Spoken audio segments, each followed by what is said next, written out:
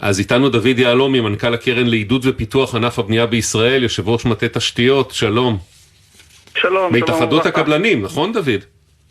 הקרן היא עמותה מסודן של התאחדות הקבלנים בוני הארץ והסתדרות עובדי הבניין. אוקיי, ואתה בעצם, מוטי שלנו פנה אליכם בעניין הזה, ואתם רוצים להרים את הכפפה ולהגיד לחברים בכנסת, כן, זה קשור למלחמה, כי צריך כוח אדם דחוף באתרי הבנייה, נכון?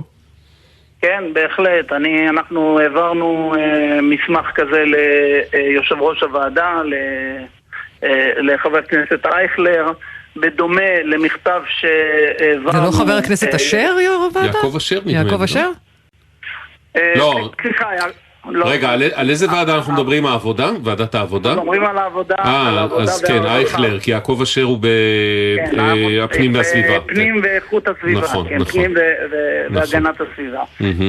אז אנחנו, בדומה למכתב שהעברנו במסגרת מצב החירום והמלחמה לעוזרי בטיחות, שאכן מצאו לנכון לדון כאירוע חירום, אז באותה רוח אנחנו הוצאנו, וככה אכן הוועדה התכנסה, ובעקבותיה העברנו את החוק בקריאה שנייה ושלישית של עוזרי בטיחות, ואכן כיום הנדסאים למשל במסגרת הפסול החוק לא נדרשים להכשרה, וגם לא נדרש ניסיון קודם. אז באותה רוח אנחנו בהחלט מסכימים שזאת שעת חירום ונדרש לקצר את הניסיון לשנה אחת. וכמו שאמרתי, אנחנו העברנו מסמך כזה, אנחנו נעשה עליו מעקב בימים הקרובים. אז זה אמור לעלות לדיון בקרוב בוועדת העבודה בכנסת? מה מצבנו?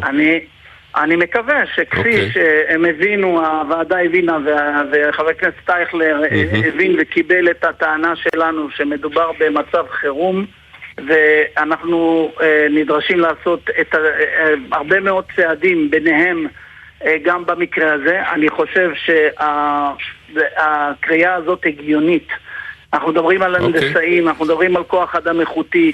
אני באופן אישי בדקתי את זה עם חברות בשטח ועם צבע אדום, שנייה דוד, סליחה, שנייה, צבע אדום סופה, צבע אדום סופה בעוטף. בבקשה דוד, כן. כן, אני אומר, לאחר שגם עשינו בדיקות בשטח מול חברות קבלניות, בהחלט ניתן אחרי ניסיון של שנה אחת להסמיך את ההנדסאים כמנהלי עבודה. אוקיי. וזה נדרש. אז תשמע, אנחנו נעקוב אחרי מה קורה בוועדה יחד איתך, יחד עם מוטי שלנו, נקווה שזה יקרה, ונקווה גם שאם באמת זה יקרה, הקבלנים באמת יתחילו להעסיק הרבה יותר אנשים כמנהלי עבודה, וחבר'ה כמו סגיב שיש להם הסמכות כהנדסאים, ושבאמת יהיה לזה משמעות בשטח. בוא נראה שתהיה עבודה.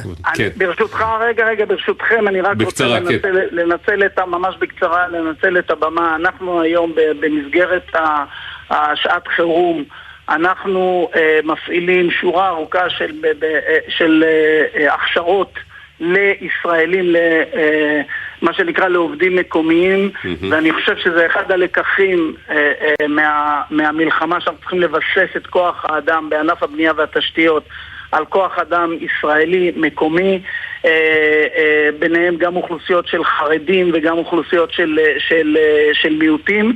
ענף הבנייה צריך לדעת, יש משתכרים בשכר יפה מאוד. כמה מרוויח עובד מתחיל? זה לא סיפור של כסף. הסיבה שישראלים לא הולכים לענף הבנייה זה לא עניין הכסף. עבודה קשה. זה עבודה קשה ואין יוקרה בצידה.